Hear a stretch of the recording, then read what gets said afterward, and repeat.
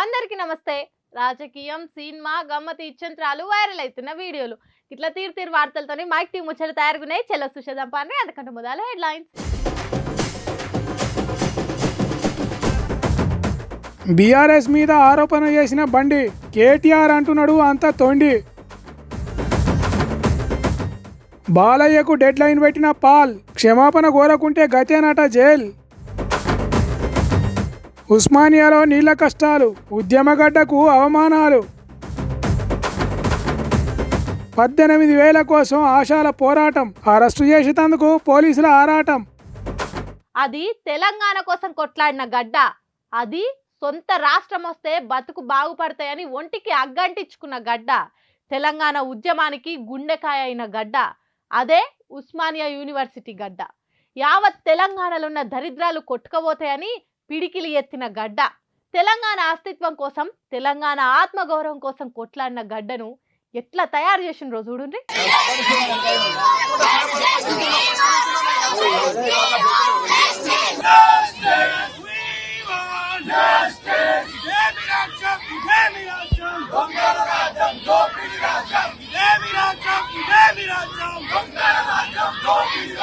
చూడుండ్రి ఎట్లయిపోయిందో. మొత్తం తెలంగాణ కష్టం వస్తే తెగించి కొట్లాడిన గడ్డ ఉస్మానియా యూనివర్సిటీ పరిస్థితి ఇప్పుడు ఇది.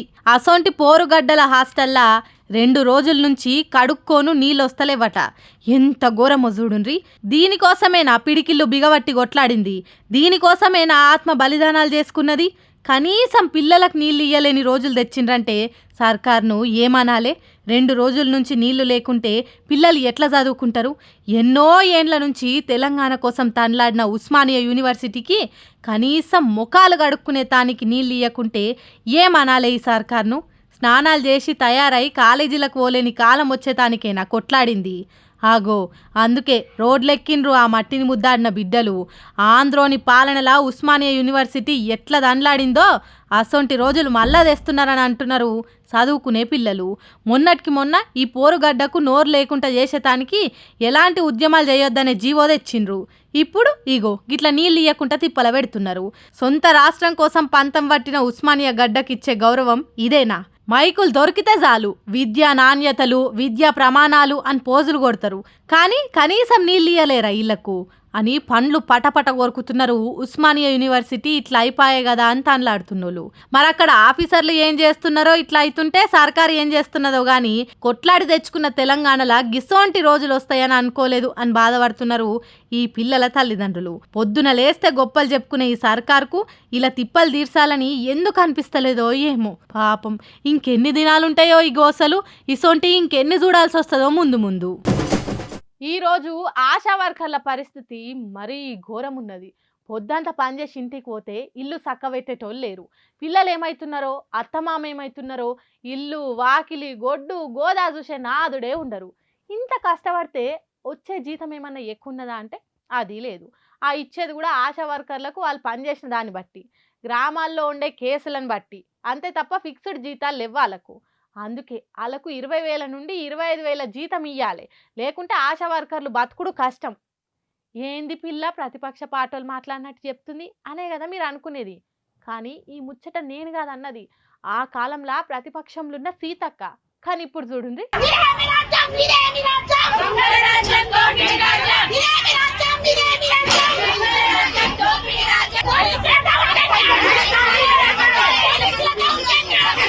గడ్డకెక్కేదాకా గద్వ పట్టుకోవాలి, ఎక్కినాక ఎత్తి పడేయాలి అన్నట్టే ఉన్నది కాంగ్రెస్ వాళ్ళ పద్ధతి అంటున్నారు ఆశా వర్కర్లు. ప్రతిపక్షంలో ఉన్నప్పుడు 25,000 ఇయ్యాలని డిమాండ్ చేసిన వాళ్ళు ఇప్పుడు మాత్రం ఇగో గిట్ల చేస్తున్నారు.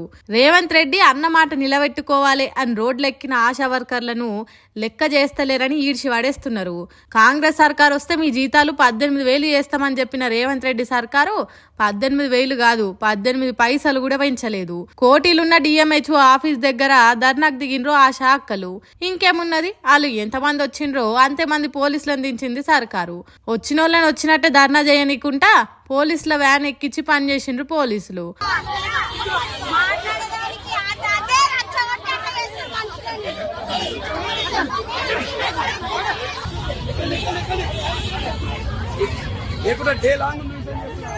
అబ్బబ్బా గింత ఘోరమా, మాట మీద నిలబడే పార్టీ అని నమ్మి గెలిపిస్తే మమ్మల్ని నట్టేట ముంచిండ్రు. ఇప్పటికీ చాలా సార్లు ధర్నాకు దిగినాం. కొందరు పానాలు పోయేటట్టయి దావఖాన్లలో పడ్డా కూడా సర్కారుకు మా మీద జాలి కలుగుతలేదు.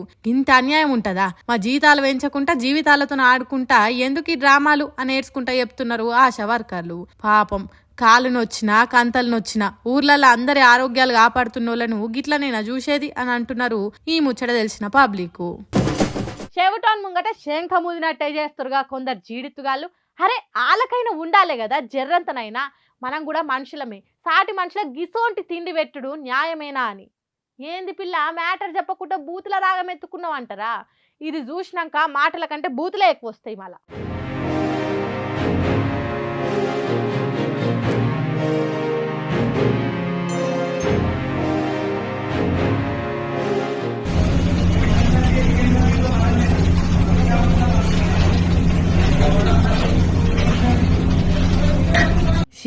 షీ ఏడి కాడికి పాకురు పట్టిపోయిన పోయి రూము. ఏ సామాన్ చూడు జంకు పట్టిపోయే కదా. ఎన్ని దినాలు అవుతుందా వీటిని దోమి?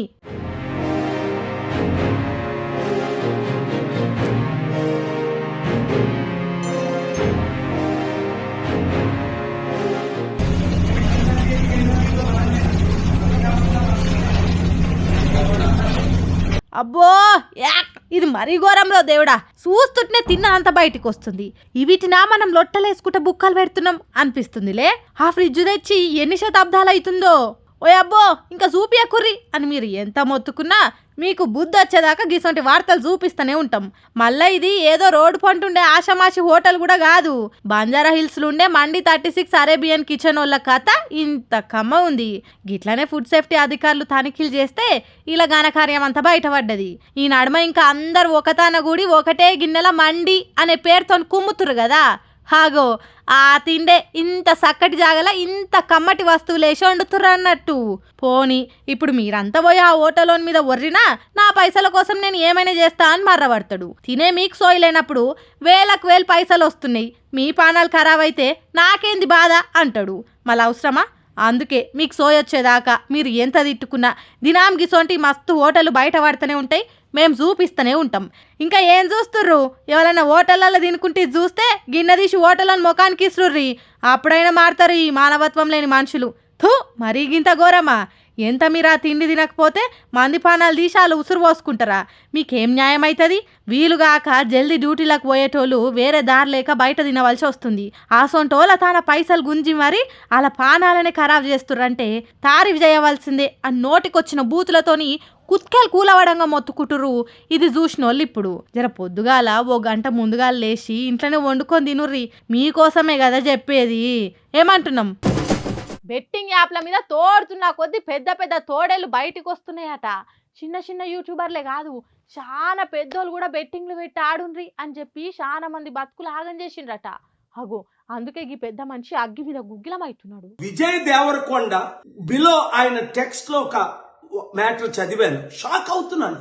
అరే మన అన్న దేవరకొండ చెప్తే నేను ఇమీడియట్ గా ఈ యాప్ డౌన్లోడ్ చేసుకుంటాను. అలాగే బాలకృష్ణ అట, మంచు లక్ష్మి అట, ఇలాంటి వారు 25 మంది ఇప్పుడు అరెస్ట్ అవబోతున్నారు. ఓర్ని పెద్ద బాంబే వేల్చినావు కదా పాల్సారు. చిన్న చిన్నోళ్ళు కాదు, సినిమా ఇండస్ట్రీని ఇంతో కొంత షేక్ చేసేటోళ్ళ పేరు చెప్పినావంటే ఇది మామూలు ముచ్చట కాదు. ఒకళ్ళని అరెస్ట్ చేస్తే ఫ్యాన్స్ను కంట్రోల్ చేసుడు పోలీసుల తరం కాదనిపిస్తున్నది. ఇంతకు ఎప్పుడు అరెస్ట్ చేస్తారు, ఏ స్టేషన్ పోలీసులు అరెస్ట్ చేస్తారో అది కూడా చెప్తే మంచిగుండు. ఒకవేళ పోలీసులు వాళ్ళ దగ్గర పొలిటీషియన్స్ డబ్బులు తీసుకొని అరెస్ట్ చేయకపోతే వారందరినీ సుప్రీంకోర్టుకు నేను నడిపిస్తా. వామ్మో, సర్కారు ఇడిసిపెట్టినా మీరు వదిలిపెట్టేటట్టు లేరు కదా. సుప్రీంకోర్టు మెట్లెక్కిచ్చుడంటే పెద్ద ముచ్చటే. కేపాల అన్నాడంటే చేసి తీరుతాడు.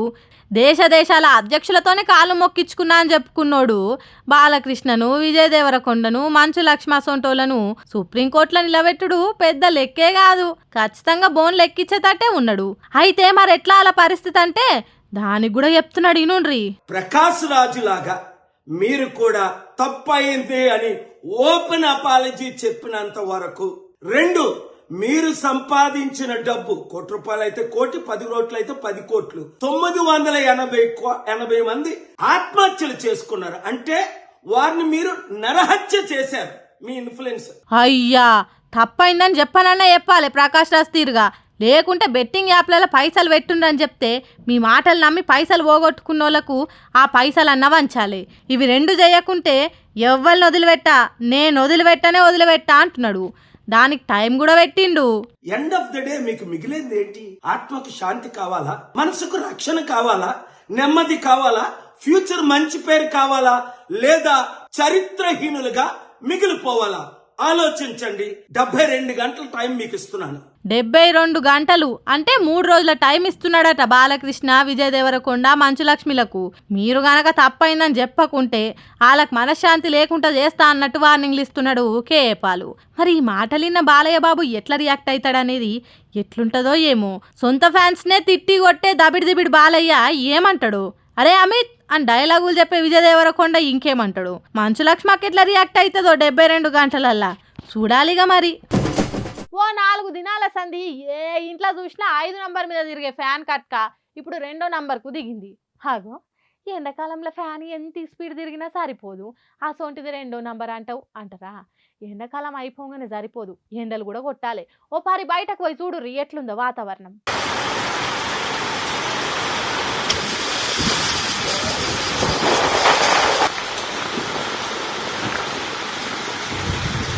ఓరి పోరలు చూసివరి కరెంట్ తీగలు కూడా ఏమన్నా నూసి పడ్డాయేమో. చూసిరుగా గరోడ్లు చెరువులోళ్ళ ఎట్లా మునిగినాయో. ఓ 4 దినాల సంది ఏడ చూడు సూరన్న గానొచ్చుడే కరువైండు. ఎండాకాలం వస్తే పాపం బగబగ మండుకుంటా సురుకులు అంటించే సూరన్న కనీసం చూద్దామన్న కానరాకుట అయిపాయే. ఊర్లల్లానే కాదు పట్నంలో శాన జాగలల్లా జోపిడ్చబెడుతుంది వాన. ఇప్పుడు వడే ఈ వానలు చెడగొట్టే వానలు అంటారు తెలిసేగా. చేతికొచ్చిన పంటలు భూమి పాలైతే ఇప్పుడే. ఎంత పైలం ఉంటే అంత మంచిది. ఇప్పుడు ముసలోళ్లను పిలగాలను మాత్రం ఓ కంట పెట్టుర్రి. కాలం ఎటమటమైతే అడ్డమైన బీమార్లు వచ్చే అవకాశం కూడా ఉందని చెప్తురు డాక్టర్లు. ఇక కొన్నొద్దులు ఏదన్నా పని ఉంటే తప్పితే బయటకు వెళ్ళకుర్రి. జర వానలోడ్చేదాకా ఉడుకుడుకు తిండేది నుర్రి, పానం కింద మీద కాకుంటుంటది. ఎంత జల్దీ వీలైతే అంత జల్దీ ఇండ్లకి చేరుకోర్రి. ఏమంటున్నాం పైలమ్మలా? మీకు ఈ ముచ్చట తెలుసా? నగర మేయర్ గద్వాల విజయలక్ష్మి మేడం గానొస్తలేదట. అయ్యో రామా, ఏమాయ మేడంకు ఇవాళ కిడ్నాప్ గిన చేసిరా ఎట్లా? నడువురు ఈ వార్త చూసి పురాగార్చుకుందాం. ఏమాయనో ఏమో మేడానికి. ఇన్నరా ఈ సంగతి? నగర మేయర్ గద్వాల విజయలక్ష్మి మేడం గానొస్తలేదట. అరే మేమేం మజాకులు చేస్తలేం, అందిన కంప్లైంట్ నేనే చెప్తున్నాం. మళ్ళా ఆడగాదు ఈడగాదు సీదా జిహెచ్ఎంసీ ప్రజావాణిలోనే ఫిర్యాదు చేసిండు బీజేపీ కార్పొరేటర్ శ్రవణు. చెట్టంత మనిషి ఏడికి పోయిందనో గట్ల కంప్లైంట్ ఇచ్చిండు అంటారా? విజిటింగ్ అవర్స్ లా జిహెచ్ఎంసీలో మేయర్ అందుబాటులో ఉంటలేదట. కార్పొరేటర్ ఓళ్ళ డివిజన్లు ఉన్న సమస్యలను మేయర్ కు చెప్పుకుందామని పోతే మేడం జాడ పత్తా లేకుండా పోయిందట. అందుకే మేడం గానొస్తలే అని ఫిర్యాదిస్తే ఆ ఫిర్యాదు తీసుకొని అక్నాలెడ్జ్మెంట్ ఇచ్చిర్రట అధికారులు. మళ్ళీ మేడం జాడ దొరుకుతుందో లేదో చూద్దాం. శిషి ఏం మనిషిలో ఏమో, కమిషన్ల కోసం 10వ తరగతి పరీక్ష రాసే పిల్లల జీవితాలతోనే ఆడుకున్నారు కొంతమంది పాడివేగాళ్ళు. వాళ్ళు చేసే లత్కోర్ పనులతోని కొంతమంది సర్కార్ ఆఫీసర్ల నౌకర్లు కూడా పోయినాయి. ఏం మనుషులరా మీరు, ఎక్కడ మోపైనరా దగులుబాజీగాళ్ళు. నరికిరేకలు 10వ తరగతి పేపర్ లీకులా కొత్త ముచ్చట్లు తెలుస్తున్నాయి. అదేందో చూడండి. మేమే సొక్క పుసలం, మేమే పత్తిత్తులం అని చెప్పుకునేటోళ్ళే 10వ తరగతి పేపర్ లీకులు చేసిండ్రట. కాంగ్రెస్ పార్టీలో పనిచేసేటోళ్ళే కాసుల కక్కుర్తి పడి ఈ కంపు పని చేసిండ్రని పోలీసులు తేల్చిండ్రు.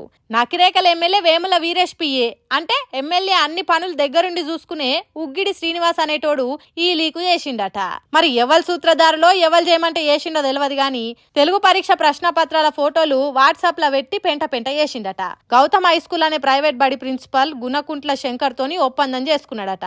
ఎన్ని లక్షలు తీసుకున్నాడో ఏమో తెలియదు గాని మీ పిల్లలకు ఎక్కువ మార్కులు మంచి ర్యాంకులు వచ్చేటట్టు చేస్తా అని ఎస్ఎల్బీసీ బడిలో పరీక్ష రాస్తున్న బల్లెం లక్ష్మి అనే బుజ్జిని బెదిరించి ప్రశ్నపత్రాలు ఫోటోలు తీసుకున్నారట.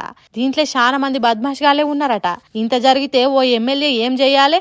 గిసొంటి లంగ పనులు చేసేటోళ్ళని దరిదాపులకే రానియొద్దు. కానీ ఎవరంలా తన పిఏ పేరు లేకుండా పోలీసులను మేనేజ్ చేసిండట వేముల వీరేషు. వార్తలు రాసేటోళ్ళని బెదిరించిండట. ఇక దీని మీద ఎమ్మెల్యేకి తెలవకుండానే పేపర్ లీక్ జరిగిందా? ఎమ్మెల్యే ఏం కుండి చేయించిండు, లేకపోతే పోలీసులని ఎందుకు మేనేజ్ చేయాల్సి వచ్చింది? వేముల వీరేష్ ను పొట్టు తీడుతున్నారు 10వ తరగతి పరీక్షలు రాస్తున్న పిల్లల తల్లిదండ్రులు. ఎమ్మెల్యే అయ్యుండి తప్పు చేసినోన్ని తప్పిచ్చే పని చేసేటానికి సిగ్గుండాలి. ఇజ్జతున్నోడైతే అసొంటి పనులు చేయొద్దు. తప్పు చేసినోనికి అండగుండు ఇంకింత పెద్ద తప్పు. అది కూడా తెలియకుంటే ఎన్కేసుకొని వస్తే ఎమ్మెల్యే కిలువ ఉంటుందా?